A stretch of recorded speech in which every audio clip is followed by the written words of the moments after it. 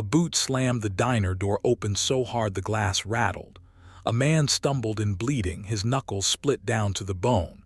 He dropped onto a stool and cradled his hand against his chest. He said nothing, jaw locked tight, teeth grinding. Blood ran off his fingers and dripped onto the counter. A woman came around the corner with a rag and a bowl of water. She didn't scream. She didn't flinch.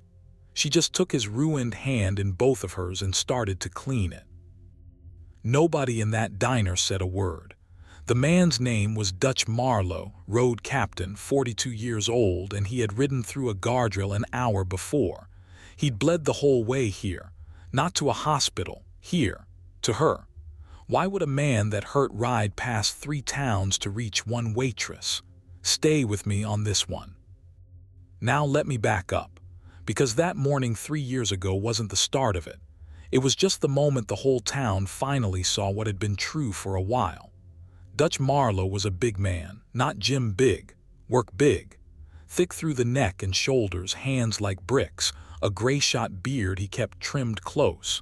He rode with the Iron Kettle crew out of Cedar Falls, Montana, and he was their road captain. That's the man who rides up front. The one who reads the road, sets the pace, and calls the danger before anyone else sees it. 20 years he'd done that job without losing a single rider. 20 years. That fact mattered to him more than anything he owned. He came into that diner every single morning. Rain, snow, black ice, didn't matter. 7 o'clock, boots on the linoleum and a scarred German shepherd trotting in at his heel. The dog was named Rook. Half his left ear was gone and the fur on his flank grew back wrong over old burn scars, so it came in white in patches. Rook didn't beg. Rook didn't wander. Rook walked straight to the end stool by the counter, laid down and waited, every morning, like he was standing a post. Dutch always ordered the same thing. Black coffee, that was it. He'd sit, he'd drink it slow, he'd leave a 5 on a $2 check and he'd go. If you asked him why he came, he'd say the coffee at the Blue Spruce was the best in 3 counties. Now, here's the thing. The coffee at the Blue Spruce was terrible. Everybody in town knew it was terrible. Burnt on the bottom of the pot by 6 a.m. and never any better. Dutch didn't come for the coffee. He came for her. Her name was Nora Callahan. She'd waited tables at the Blue Spruce for 11 years, and she owned it outright the last 4. Late 30s, dark hair going gray at the temples that she never bothered to hide. She had a way of remembering everybody's order and everybody's trouble, and she'd ask after your sick mother by name. She was a widow. Her husband, Sam, had been gone 3 years that spring, and she was the reason Dutch Marlowe kept showing up to drink coffee he couldn't stand. But he never said it. Not once. That's the part you have to understand about this man. He would rather have chewed gravel than tell that woman what she meant to him. So instead, he fixed things. Her roof started leaking 2 winters back, right over the corner booth. Dutch showed up on a Sunday with a ladder strapped to his truck and shingled the whole thing before she got in from church. When she asked what she owed him, he shrugged and said a buddy owed him the materials, no charge, don't worry about it. That was a lie. He'd paid for every nail. Her old delivery truck threw a rod in January. She was looking at $1,500 she didn't have and a walk-in fridge full of meat she couldn't move without it. Dutch had that truck running in 2 days. Told her he found the parts in a scrapyard. Another lie. He'd bought a rebuilt engine out of Billings with his own money and never breathed a word. 3 years of this. The porch step she tripped on, fixed. The furnace that quit on the coldest night of the year, running again by dawn. The busted sign out front nobody could read at night, rewired and glowing. Dutch did all of it quiet, and every time she tried to thank him, he found a way to make it small. A buddy owed him. He had the parts lying around. It was nothing, Nora. Drink your coffee. The men in the crew saw it. Of course they saw it. You don't ride 20 years next to a man and miss the way his whole face changes when a certain woman walks in the room. His brothers used to needle him about it, careful. The way you tease a bear you actually love. Just tell her, Dutch. Buy the woman a flower. What are you waiting for, brother? And Dutch would just shake his head and change the subject to tire pressure or the weather coming in off the divide. They didn't push too hard because they all knew the real reason. And the real reason wasn't shyness. It was Sam. Here's what the town whispered and never said out loud. 3 years back, on a spring run through the canyon roads, Dutch had been up front like always. Road captain. Sam Callahan was riding 4 bikes back. There was a diesel spill on a blind curve, black on black asphalt, invisible until you were in it. Dutch called the hazard. He called it. But the wind ate his voice and Sam hit that slick going 40 and went down hard into the rock. Dutch was the one who reached him first. Dutch was the one who pulled Sam's dog out of the burning saddlebag rig, the scarred shepherd nobody thought would live. And Dutch was the one who held Sam Callahan's hand on the shoulder of that road while the man died. So when Dutch Marlowe sat at that counter every morning drinking bad coffee, telling himself lies about parts he had lying around, this is the thing he carried. He believed, all the way down in his gut, that he had led the ride that killed her husband. And a man who believes that does not get to want the widow. A man who believes that gets to fix her roof and keep his mouth shut forever. That was the deal Dutch made with himself, and he meant to keep it right up until the day he died. He almost did. Now here's where it turns. That spring, 3 years after they buried Sam, a car started showing up in front of the blue spruce that didn't belong to anybody in Cedar Falls. A black Mercedes, clean as a mirror, the kind of car that made the ranch hands stare. It belonged to a man named Preston Vance. Vance was a developer out of Denver. He'd come north buying up Main Street a storefront at a time, talking about a resort, a lodge, big money and big plans for a little town that had been running on empty for years.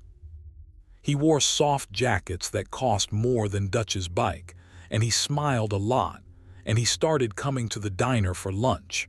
Then for lunch and dinner. Then he started sitting in Nora's section on purpose and leaving $100 tips on a $9 meal. Dutch watched it happen from the end of the counter. Rook watched it too, and Rook didn't like the man.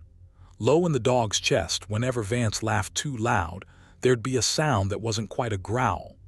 Dutch would put a hand on the dog's neck. Easy, easy boy, and he'd drink his coffee and say nothing because saying something wasn't his to do. For weeks it went like that. Vance turning on the charm, Nora being polite the way you're polite to a paying customer, and Dutch dying a little more every morning without ever letting it show on his face. His brothers noticed. Do something, one of them told him in the parking lot. That man's circling Dutch. And Dutch just tightened the strap on his saddlebag and said it wasn't his business who Nora Callahan spent her time with. His voice was flat when he said it. Dead flat. The kind of flat a man uses when he's holding something down with both hands. Then came the Tuesday morning that broke it open. Dutch came in at 7 like always, Rook to his post. Coffee poured before he sat because Nora always had it ready. But this morning she didn't go back to the kitchen. She stood there across the counter, wiping the same dry spot over and over, and Dutch knew her well enough to know she was working up to something. He waited. He was good at waiting. Finally she set the rag down. She said, Dutch, I've got to tell you something, and I want you to hear it from me and not from the town. He wrapped both hands around the coffee cup. Go on, he said. Preston asked me to marry him, she said, last night. Down on one knee at the antler room like something out of a magazine. Ring and everything. Dutch didn't move, not a muscle. To this day the people who were in that diner swear his face didn't change at all. But his knuckles went white around that cup, the same knuckles she'd bandaged bloody 3 years before, and if you'd been close you'd have seen the coffee tremble. And you, he said. His voice came out even. What'd you tell him? I told him I needed time, she said. She was watching Dutch's face like it was the only thing in the room. He wants an answer by Sunday. Now. Here's a man being handed the end of the only thing he ever loved and being handed it slow, one word at a time. Anybody else would have said something. Anybody else would have reached across that counter and grabbed her hand and said, "Don't, wait, not him, me." It was right there. The whole thing was right there for the taking. But Dutch Marlowe had made a deal with himself on the shoulder of a canyon road 3 years back, and he kept it. He made himself smile. It cost him everything he had, but he made himself do it. He said, "Preston Vance is a rich man, Nora. Got everything a person could want." He looked down into that terrible coffee. Then he said the thing he'd been telling himself for 3 years, out loud for the first time, and it came out steadier than it had any right to. "Whoever marries you," he said, "is going to be the luckiest fool alive." And that was it. That was Dutch getting out of the way. He finished his coffee in one long swallow. He put a 5 on the counter for a $2 check like he always did. He clicked his tongue and Rook got up off the floor. And Dutch Marlowe turned toward the door to walk out of that woman's life and let the rich man have her, because he honestly believed that was the last kind thing he had left to give her. His boots were heavy on the linoleum. Everybody in the diner had gone quiet, the way a room goes quiet when it can feel something breaking and doesn't know what. The bell over the door was 3 steps away. Then 2. That's the last easy breath he took for a while, because Dutch thought the story was over. He thought he'd done the right thing, and now he'd just go be a man who fixed roofs and drank bad coffee until he was old. He rode home that morning slow. He sat down on his porch step, the one he'd rebuilt 100 times, and he scratched Rook behind his ruined ear, and he told the dog out loud, well, that's that then. He believed it. God help him, he believed the hard part was behind him. It wasn't. It hadn't even started. He was still sitting on that porch, cold coffee going colder in his hand, when a truck came up the gravel too fast. It was Cole, the youngest rider in the crew, and he came off that truck before it finished rolling. "Dutch," he said, out of breath. "Dutch, you need to hear this. It's about Vance." Dutch stood up slow. "What about him?" Cole's sister worked the county clerk's office, and Cole's sister had seen the paperwork. Preston Vance wasn't just buying storefronts. He'd already bought the note on half of Main Street from the bank Quiet, and he had the Blue Spruces lot marked on his survey map in red, demolition red. The diner, Sam and Nora's diner, the building she'd poured 11 years into, was going to be scraped flat for a parking structure. And the proposal wasn't a proposal at all. It was the last piece. Marry the woman and the last holdout property on the block comes with the ring. No fight, no lawyers, just a lonely widow and a smiling man with a survey map in his glove box. Now, feel how the whole thing just changed. A minute ago this was a story about a man too proud and too guilty to tell a woman he loved her. That's a sad story, but it's a small one. It's one man's broken heart. Dutch could have lived inside that story the rest of his life. A lot of men do. This was something else now. This wasn't about Dutch losing Nora to a better man. There was no better man. This was a woman about to be married for her land and left with nothing, her husband's whole memory bulldozed into gravel, and the only person in the county who knew was standing on a porch with cold coffee in his hand. It stopped being about Dutch's pride the second Cole said demolition red. It became about whether Nora Callahan got destroyed, while the one man who could stop it kept his noble little mouth shut. And Dutch Marlowe had spent 3 years being quiet. He'd been quiet at the funeral. He'd been quiet every morning at that counter. He'd been quiet an hour ago when he smiled and called another man lucky and walked out. He wasn't going to be quiet anymore. He set the coffee cup down on the porch rail so careful it didn't make a sound. Then he looked at Cole and said 4 words, "Get the crew up." If you've ever waited for a man like this to finally stop swallowing it and stand up, then you already know why I make these stories. So if you're still with me, do me a favor and hit that subscribe button. It tells me you want to see how this ends as bad as I want to tell you. Now stay close because Dutch is about to walk back into that diner, and this time he came to talk. Here's what Dutch didn't do. He didn't ride straight over there hot and start swinging. That's not the man. 20 years reading roads teaches you that the fast way into a curve is usually the way you die. He made 3 phone calls first. The first was to a lawyer in Bozeman who owed the club a favor from a bad winter. Dutch asked one question. If a woman signs a marriage license and her business is in her name alone, what happens to it? The answer took 20 minutes of lawyer talk, but it boiled down to this. In this state, unless she protected it, it could get tangled up fast, and a man with money and patience could untangle it his way. Get her to see a lawyer before Sunday, the man said. Today if you can. The second call was to Cole's sister at the clerk's office to get the parcel numbers and the dates off that survey. Dutch wrote them on the back of his hand in ink, right over the scars. The third call he almost didn't make. It was to a man named Harlan, who ran the bank's local branch and had ridden with the iron kettle back in the 80s before his knees gave out. Dutch asked him plain. Did you sell Preston Vance the paper on Main Street? There was a long silence on the line. Then Harlan said, real quiet, I did some things this year I'm not proud of, Dutch. The resort money was real. Folks needed jobs. He told me the diner was part of the deal and everybody came out fine. Dutch let him sit in it a second. Then he said, you can come out fine, Harlan, or you can help me. Your call, meet me at the Spruce. By 4 o'clock that afternoon, Dutch Marlowe walked back through the door of the Blue Spruce and the bell over it rang like a warning.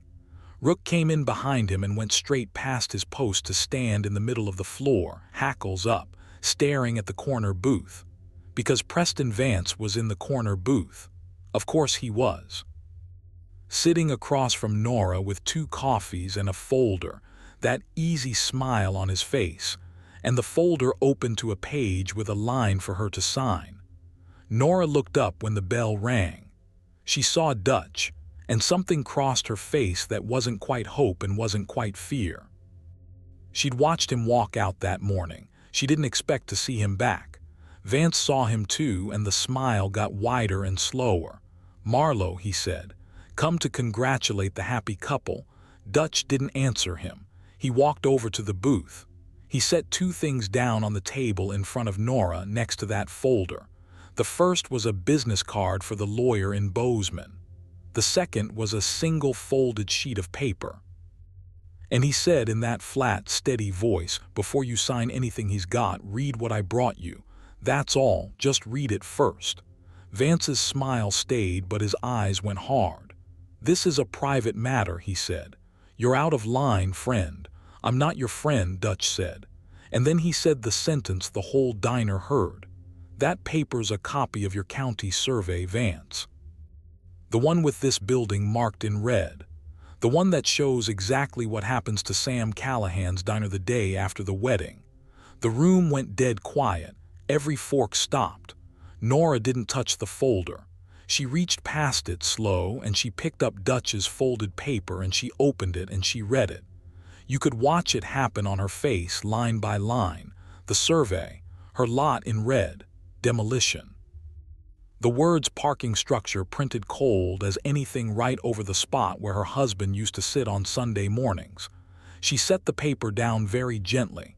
She looked at Preston Vance and her voice didn't shake at all. Is this true? She said. Vance spread his hands. Nora, it's business and business is complicated. This town has no future the way it is.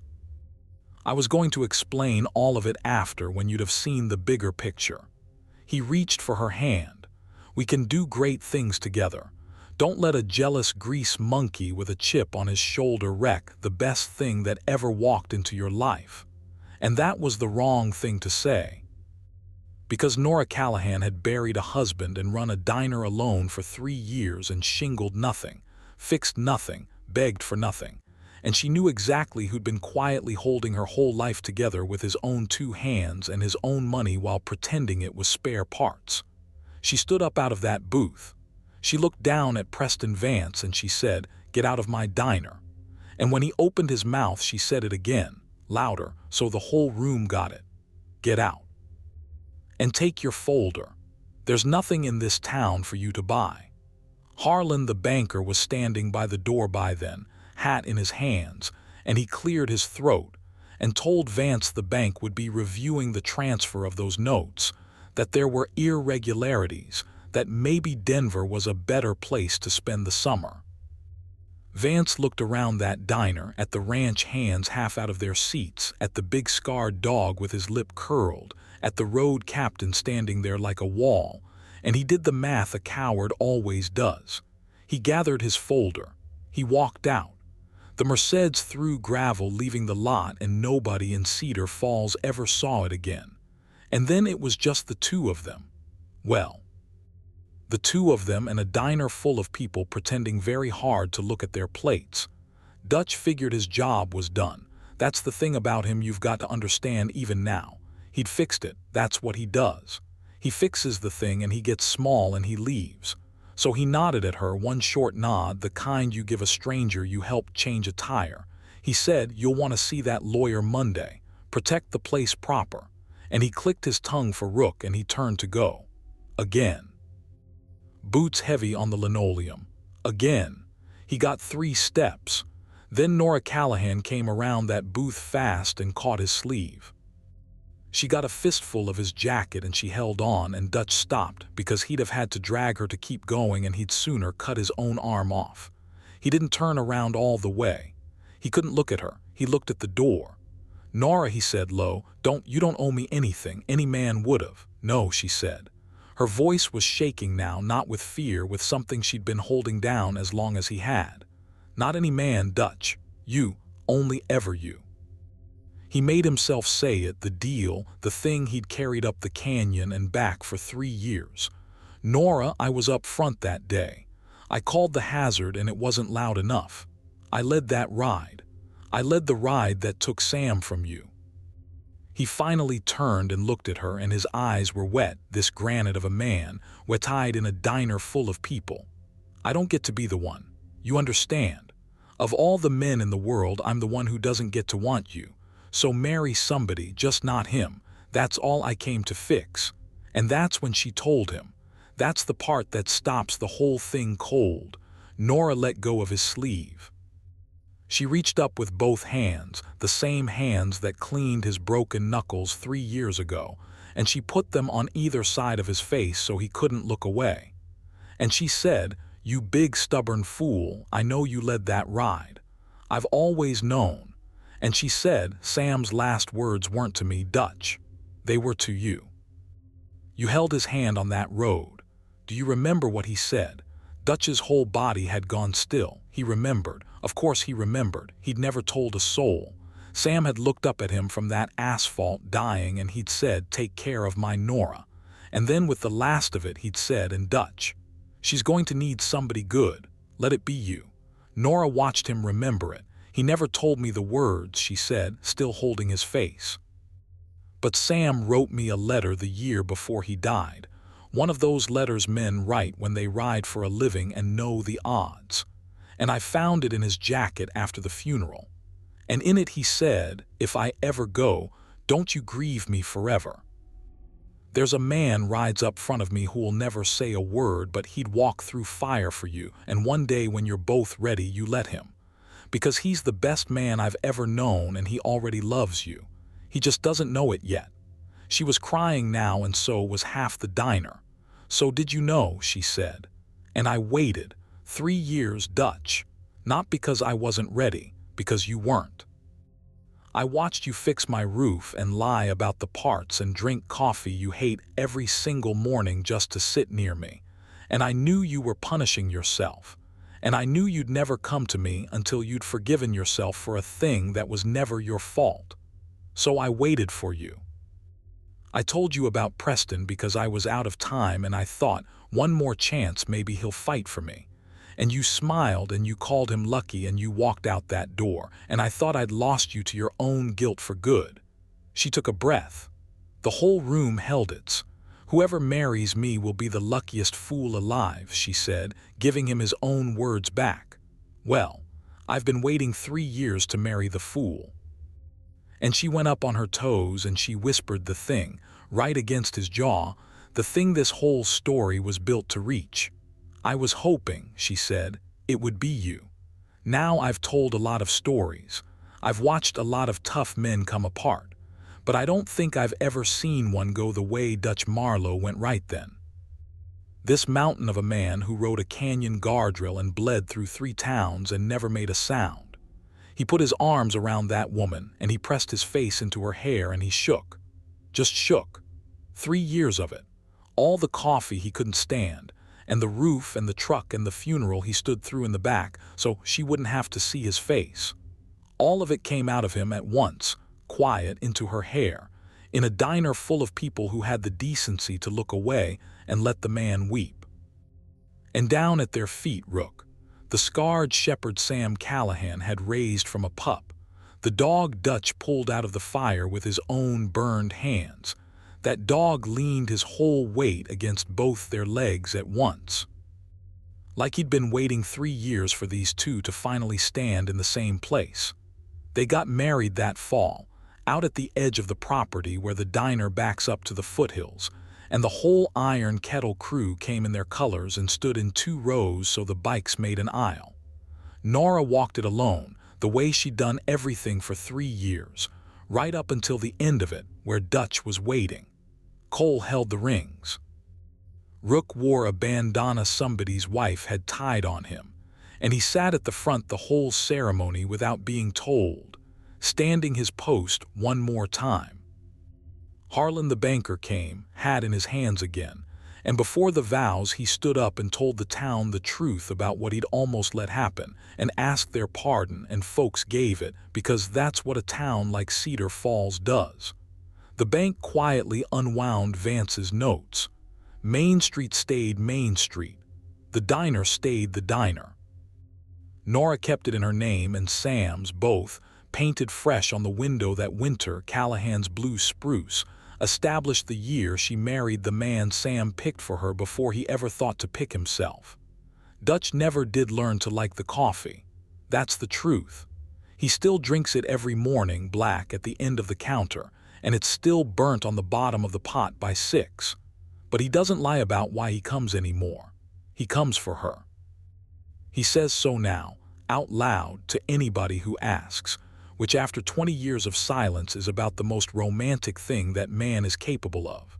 Sometimes a customer new to town will see the big graying biker and his scarred dog and the woman who runs the place, and they'll ask how those two got together.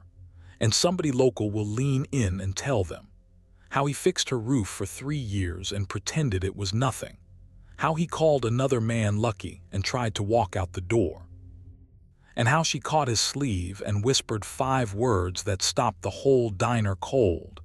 "I was hoping it would be you." She'd been hoping it for 3 years. She just had to wait for the bravest man she knew to be brave about the one thing that scared him. And here's the last of it, the part that ought to stay with you. All that time Dutch thought his silence was a gift he was giving her, getting out of the way, sparing her the man who led the ride. It wasn't. His silence was the only thing standing between them. The kindest thing he ever did for Nora Callahan wasn't the roof or the truck or the money he never mentioned. It was finally, after 3 years, turning around when she grabbed his sleeve instead of walking out that door. Dutch spent 20 years riding up front, reading the road, calling the danger before anybody else could see it. And he never once saw the thing right in front of him, waiting at the counter every single morning, pouring the coffee before he sat down. Some roads you can't read from the front. Some you've got to be brave enough to stop on, and the woman you love has to be stubborn enough to wait for you there. He got there. 3 years late, bloody knuckles and all, but he got there. And the luckiest fool alive drinks his terrible coffee every morning at the end of the counter with his wife and his old dog in the diner nobody got to tear down.